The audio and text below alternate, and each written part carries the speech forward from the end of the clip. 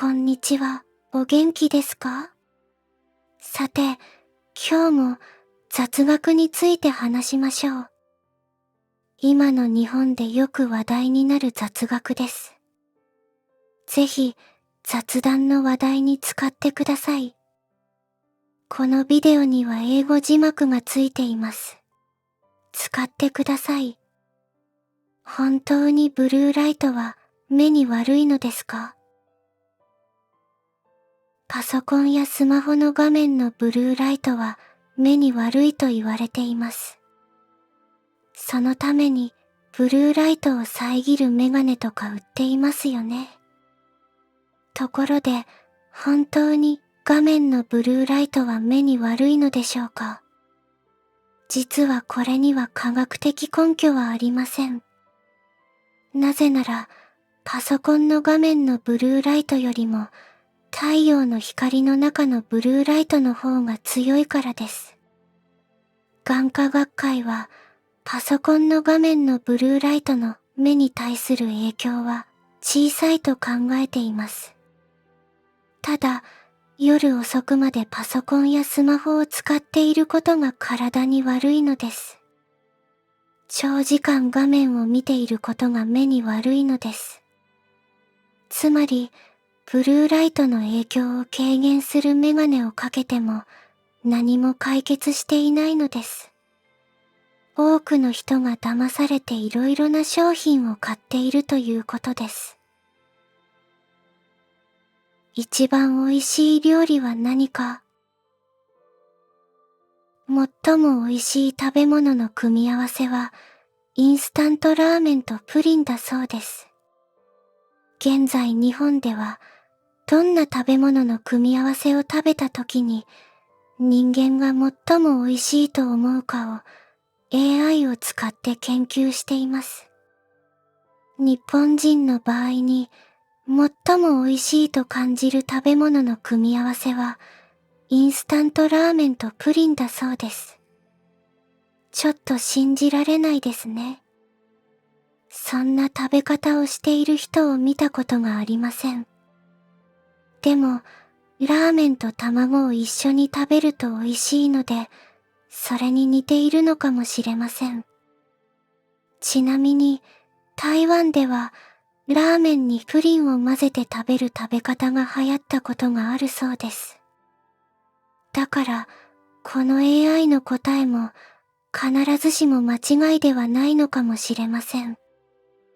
日本でもいずれ流行るかもしれませんね。誰の体にもがん細胞がある。誰の体にもがん細胞があるということを知っていますか？人間の体は毎日新しい細胞に入れ替わっています。つまり古い細胞が死に新しい細胞が生まれるのです。ところがその新しい細胞の中にはがん細胞もあるのです。実は一人の体の中で毎日約5000個ぐらいのがん細胞が生まれていると言われています。ちょっと驚きですよね。でも、これは免疫機能によって消滅します。だから、それ以上増えないわけです。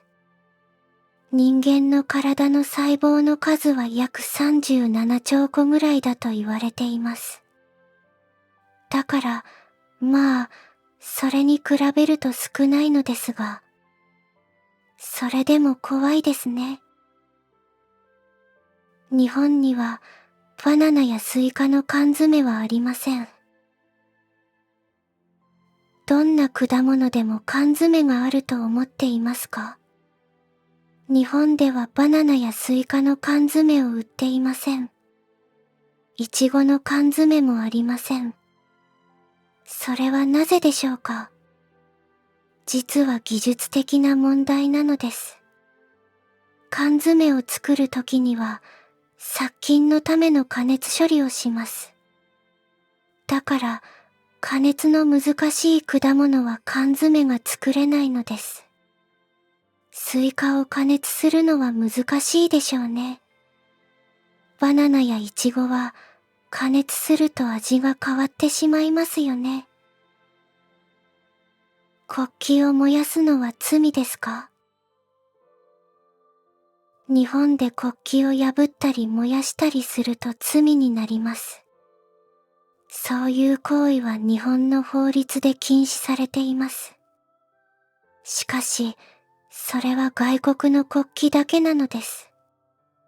つまり、日本でアメリカの国旗を燃やすと罪になります。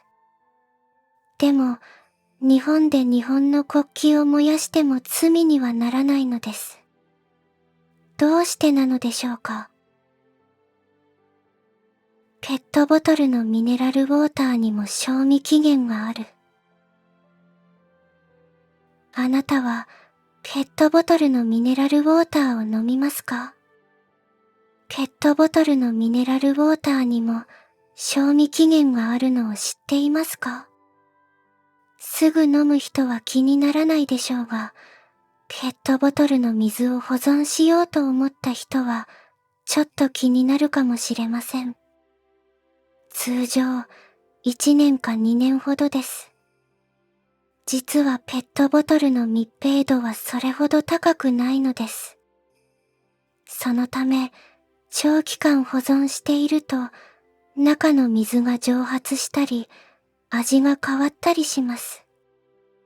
だから、賞味期限があるのです。でも、これは消費期限ではありません。つまり、水が腐るわけではないのです。安心して保存してください。賞味期限は美味しく食べることができる期間です。消費期限は食べることができる期間です。豚は太っていない。太っている人のことを豚みたいと言います。しかし、豚は太っているわけではありません。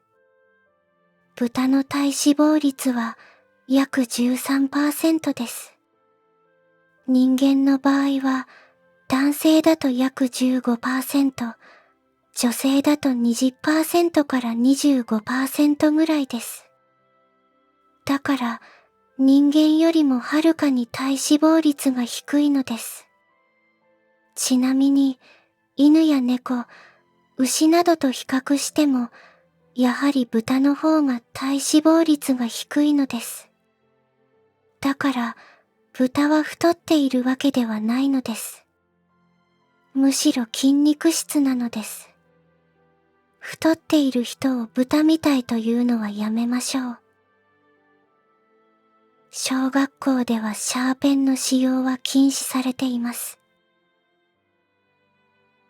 日本の多くの小学校では、シャーペンの使用は禁止されています。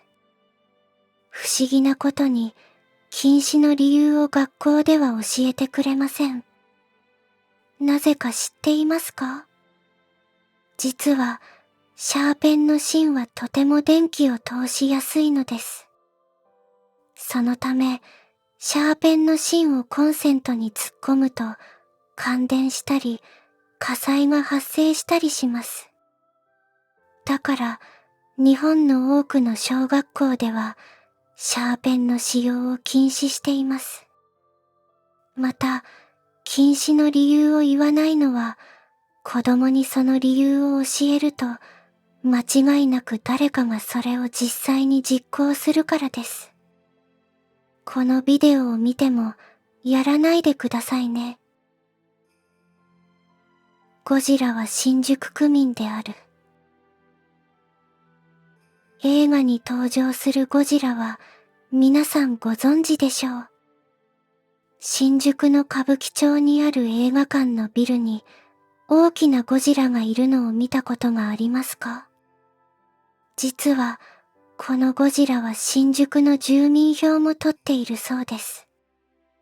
つまり新宿区民として登録されているのです。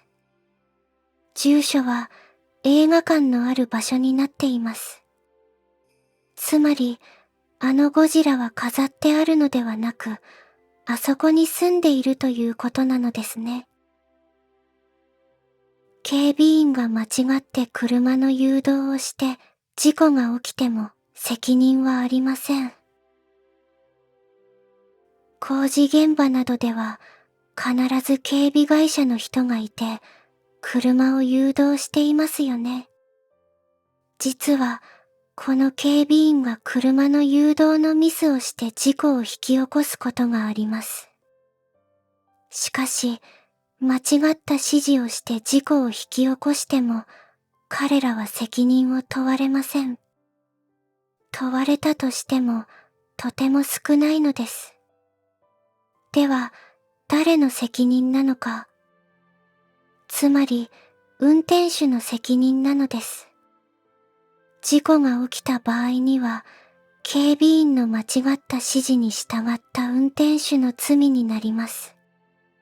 そもそも、警備員には車を誘導する権限などありません。権限のない人が棒を振っているだけなのです。つまり、彼らの誘導に従う義務もないのです。もちろん、警官が車を誘導している場合には、それに従わなければなりません。しかし、一般人である警備会社の人の誘導に従わなくても、法律上何の問題もありません。従わなくても良い代わりに、責任も取ってくれないのです。なんか変ですね。どうでしたか？面白かったですか？雑談の話題に使ってください。ではまたお会いしましょう。